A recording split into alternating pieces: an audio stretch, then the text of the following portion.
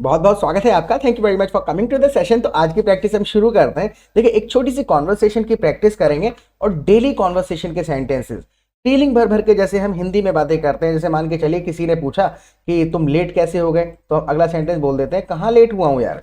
तो कहाँ लेट हुआ हूँ, इस प्रकार के जो सेंटेंसेस हैं, इस फीलिंग को समझ के सेंटेंस को इंग्लिश में किस तरीके से फॉर्म करना है, ये सारी चीजें हम यहाँ पे डिस्कस करेंगे। 300 करीबन सेंटेंस स्ट्रक्चर्स हैं, 300 सिचुएशंस होती हैं। उनके हिसाब से आपको रेडीमेड अगर सेंटेंस पता है तो समझ लीजिए you have mastered this language, right. तो इन सेंटेंसेस का ग्रामर वगैरह साथ के साथ डिस्कस करते हुए चलेंगे। जैसे कि आज लेट कैसे हो गए, अब देखिए बिल्कुल बेसिक सा साउंड कर सकते हैं सेंटेंस, लेकिन इनकी ग्रामर जब आप समझेंगे, इनका पर्पस समझ जाएंगे ऐसे क्यों बोल रहे हैं, तो बहुत ईजी पड़ेगा। आज लेट कैसे हो गए, बिल्कुल सिंपल आप कह दीजिए what made you late today. What made you, यानी हमने यहाँ पर एक रीजन पूछ लिया। भाई रीजन बताओ, मैं आपको डायरेक्ट ब्लेम नहीं कर रहा हूँ, राइट। अगर इस सेंटेंस को हम ऐसे कहें why are you late today, ये एक स्ट्रेट फॉरवर्ड एक क्वेश्चन हो गया, आप क्यों लेट हो गए, right. What made you late today यानी कि वो रीजन बता दो जिस वजह से आप लेट हो गए। और एक और चीज है, इसको एक और तीसरे तरीके से बोल करके देखिए, what caused you to get late today. समझने वाली बात क्या है, जब आप मेड का इस्तेमाल करेंगे, what made you late today, what caused you to get late today, right. तो कॉज्ड वर्ड यूज करेंगे, यानी ये कौन सा कारण था, कारण पूछ रहे हैं इसके अंदर, क्या कारण रहा जिसकी वजह से आप लेट हो गए। What caused you to get late today. अब देखिए ये स्ट्रक्चर आपने एक सिचुएशन के हिसाब से समझा कि जब भी हम किसी चीज का कारण पूछेंगे, इसका कारण क्या है, तो what made you do that या फिर what caused you to do that, right. अब मान के चलिए मैं किसी से पूछूं यार तुम बीमार कैसे पड़ गए, तुम बीमार कैसे पड़ गए, तो सिंपल मैं कह सकता हूं what made you sick, what made you fall sick, what made you sick. या फिर अगर मैं ये कहूं तो कहूंगा what caused you to get sick, right. तो व्हाट कॉज्ड यू के साथ टू लगा दूंगा मैं, साथ में रीजन है। जैसे कि क्यों रो रहे हो, तो सिंपल कहा जा सकता है व्हाई आर यू क्राइंग। लेकिन अगर मैं सिंपल उसका रीजन पूछने की कोशिश करूं, घुमा के बोलूं बात को, तो मैं कहूंगा व्हाट मेड यू क्राई। और अगर और थोड़ा घुमा करके कहूं, वैसे तो रोते नहीं हो यार, आज क्यों रोने लगे, so what caused you to cry, right. तो कॉज्ड यू टू क्राई। तो ये छोटी छोटी चीजें समझ में कैसी आएंगी, सुनना है और हर सेंटेंस को रिपीट करना है। Look at the next sentence. Husband ने कह दिया कहाँ लेट हुआ हूं, जैसे वाइफ ने कहा what made you late, husband ने कहा कहाँ लेट हुआ हूं। तो ये शब्दों से नहीं हो पाएगा, फीलिंग को समझिए, इसको एक्सप्रेस करने का तरीका है I am not late, am I. यानी कि जब हमने ये कहा कहाँ लेट हुआ हूं, तो हम एक थोड़ा सा बन के दिखाने की कोशिश कर रहे होते हैं। हमें पता तो होता है माइंड में, लेकिन फिर भी बन के दिखा रहे होते हैं कहाँ लेट हुआ हूं, ज्यादा कहाँ समय हुआ है, so I am not late, am I. क्या सच में हो गया मैं लेट। सो इस सिचुएशन को याद कर लेना है, राइट, कि मैं कहाँ लेट हुआ, I am not late, am I. जैसे कि मैंने ऐसा कब कहा, I didn't say that, did I, right. मैंने ऐसा कब कहा, अब इसमें भी है हम बन के दिखा रहे हैं, so I didn't say that, did I. तो इस सिचुएशन के हिसाब से स्ट्रक्चर याद कर लेना होता है। Look at the next sentence. देखो 7 बज चुके हैं। अब देखिए नॉर्मल कहा जा सकता है इट्स 7 o'clock, लेकिन फीलिंग है यहाँ पर जब कोई बंदा लेट आया है तो हम यहाँ पर ये कहने की कोशिश कर रहे हैं, पहले ही देखो 7 बज चुके हैं, उसके बाद आए हो तुम। तो जब हम ये इंडिकेट करना चाहते हैं पहले ही 7 बज गए, उसके बाद तुम यहाँ पर पहुंचे, तो हम कह देंगे it's already past 7। Past word को यूज करके हमने एक इंडिकेशन दे दिया कि ये पहले ही ऐसा काम हो चुका है, इट्स ऑलरेडी पास्ट 7, पहले 7 बज चुके हैं, अब आ रहे हो तुम, right. So what caused you to get late, आप लेट क्यों हो गए। नाउ सही कहा, मुझे पता ही नहीं चला समय कब निकल गया। सही कहा, मुझे पता ही नहीं चला समय कब निकल गया। देखिए इसको 2 तरीके से कहा जा सकता है, एक हम हिंदी के सारे शब्द यूज करेंगे और एक नॉर्मली इंग्लिश में बोलेंगे नेचुरली। सही सही कहा, मुझे पता ही नहीं चला समय कब निकल गया, सो यू राइट। मैं सही कहा, I didn't even realise when the time flew by, I didn't even realise when the time flew by. यहाँ पे जब हमने कहा व्हेन, तो हमने हिंदी वाला एक शब्द इस्तेमाल कर लिया, कब निकल गया, so when the time flew by. लेकिन अगर इसको और नेचुरली कहें तो इस तरीके से कहा जाएगा, you write, I didn't even notice how the time flew by. बताने का इसके अंदर तात्पर्य यह है कि व्हेन की जगह पर हाउ कहना काफी ज्यादा कॉमन है। हालांकि आप व्हेन भी कह देंगे, your sentence is still grammatically correct, right. तो दोनों कहे जा सकते हैं, लेकिन थोड़ा सा याद रहता है तो अच्छी बात है। तो व्हेन की जगह पर हाउ कह देंगे, I didn't even realise how the time flow by, right. Look at the next sentence. तुम्हारी ये रोज की आदत बन गई है, तुम्हारी ये रोज की आदत है तो जब हमें बताना है कोई बंदा रेगुलर बेसिस पे किसी काम को करता चला जाता है तो कितने कई तरीके से कहा जा सकता है, लेकिन मैं आपका 1 मिनट लूंगा प्लीज। अगर आप हमारे चैनल पे पहली बार आए हैं तो प्लीज चैनल को सब्सक्राइब कर लीजिएगा, क्योंकि रोजाना एक वीडियो अपलोड करते हैं हम। और नोटिफिकेशन बेल आइकन को साथ में दबाइएगा ताकि आपको नोटिफिकेशन मिल जाए जैसी वीडियो अपलोड हो। वैसे सुबह 6 बजे रोजाना वीडियो आ जाता है। और दूसरा, आप हमारी लाइव क्लासेस भी अटेंड कर सकते हैं। लाइव क्लासेस के 2 फायदे हैं। सबसे पहले हम आपको अपने प्रैक्टिस ग्रुप में ज्वाइन कर लेंगे, जहां पे आप 200-300 पार्टिसिपेंट्स के साथ रियल सिचुएशन में प्रैक्टिस कर पाएंगे, which is most important part of learning. देखिए, जैसे छोटे छोटे सेंटेंसेस के हम यहाँ पे प्रैक्टिस कर रहे हैं, अलग अलग तरीके देख रहे हैं एक बात को कहने के, तो ग्रुप में क्या है 200-300 लोग होते हैं, लोग अलग अलग मूड में सेंटेंस लिखते हैं, तो पता चलता है इस बात को और कितने तरीके से कहा जा सकता है। कोई प्यार से लिखता है, कोई गुस्सा जताते हुए सेंटेंस को फॉर्म करता है, कोई सरकास्टिकली बोलता है, कोई क्वेश्चन करते हुए सेंटेंस को बोलता है, तो पता चल जाता है कि इस सेंटेंस को इतने तरीके से बोला जा सकता है, वर्ड ऑर्डर आगे पीछे किया जा सकता है।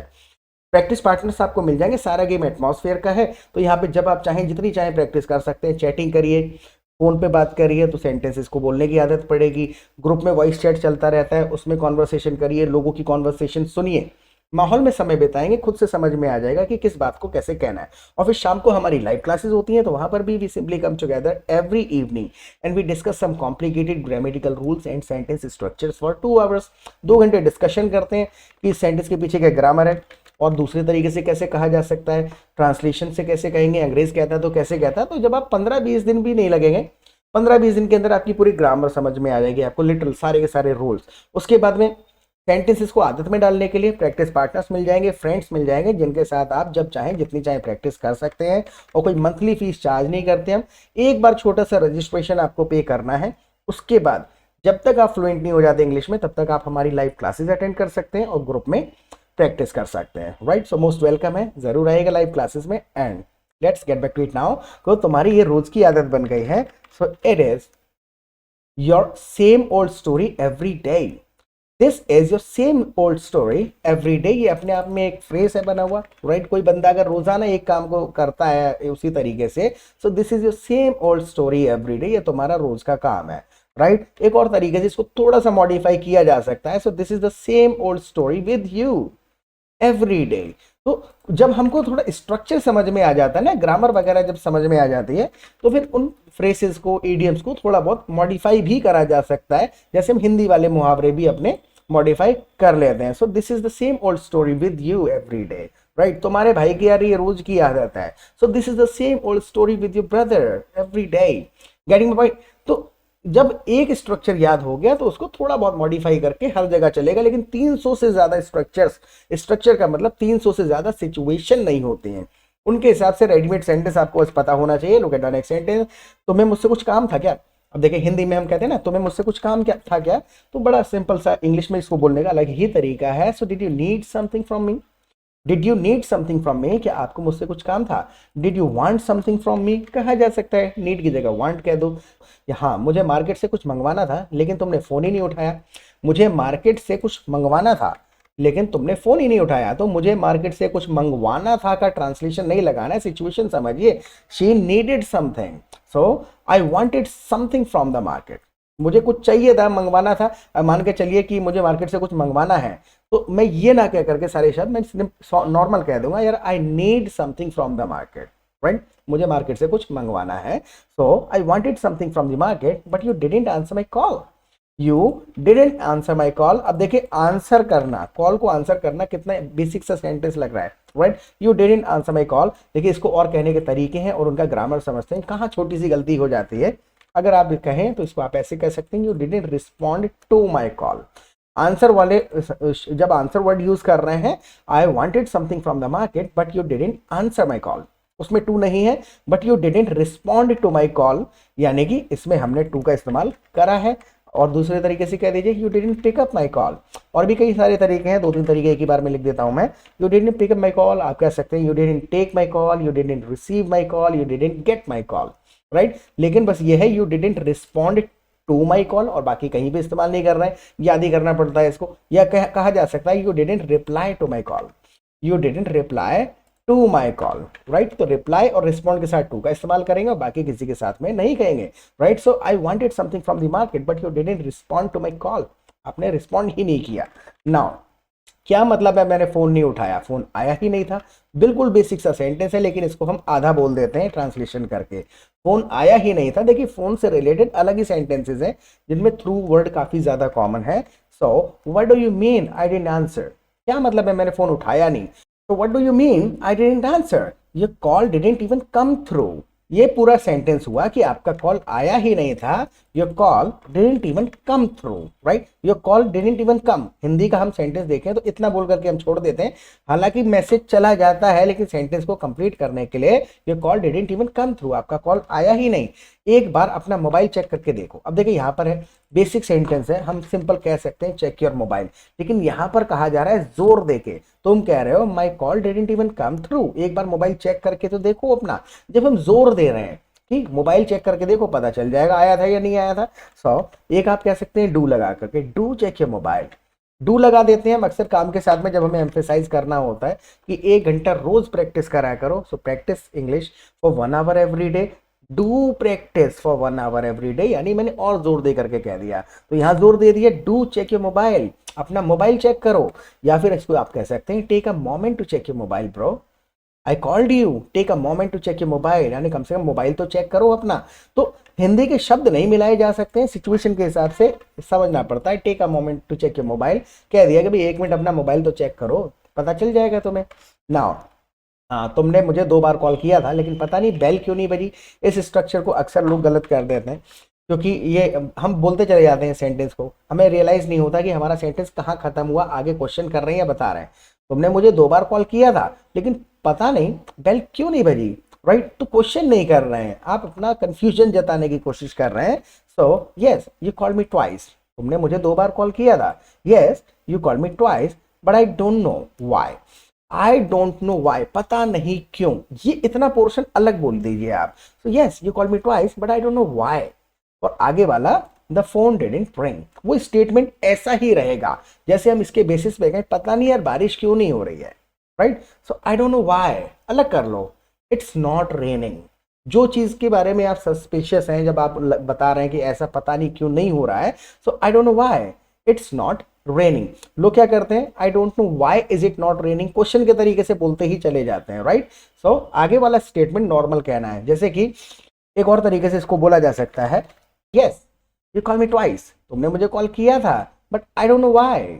इसको आप एक बार में 2-3 बार रिपीट कर लेंगे ना, तो ये वाला स्ट्रक्चर याद ही हो जाएगा। Yes you call me twice but I don't know why, पता नहीं ऐसा क्यों है, तो आई don't know why the call didn't come through. ये वाला हमने स्ट्रक्चर, फिर फोन वाला स्ट्रक्चर यूज कर लिया यहाँ पर, पता नहीं फोन आया क्यों नहीं आपका, लगा क्यों नहीं कॉल, तो आई don't know why the call didn't come through, right. अभी देखिए इसी से मिलता जुलता एक और सेंटेंस आएगा जिसमें हम पूछ रहे होंगे, तो उसको कैसे स्ट्रक्चर करना है। यहाँ पर क्या है कि आई डोंट नो व्हाई अलग है, अपने आप में है, आई डोंट नो व्हाई है, और उसके बाद एक स्टेटमेंट बोल देना। आई होप समझ में आया होगा स्ट्रक्चर में गलती कहाँ हो जाती थी, इसको हम क्वेश्चन कर देते हैं। नाउ ज्यादा बन के मत दिखाओ, कहते हैं ना कि भाई ज्यादा ड्रामा करके मत दिखाओ, अनजान मत बन के दिखाओ, एक्टिंग मत करके दिखाओ जैसे तुम्हें पता ही ना हो, तो इसके लिए वर्ड है pretend. So don't pretend with मी, यानी मेरे साथ ज्यादा ड्रामा मत करो।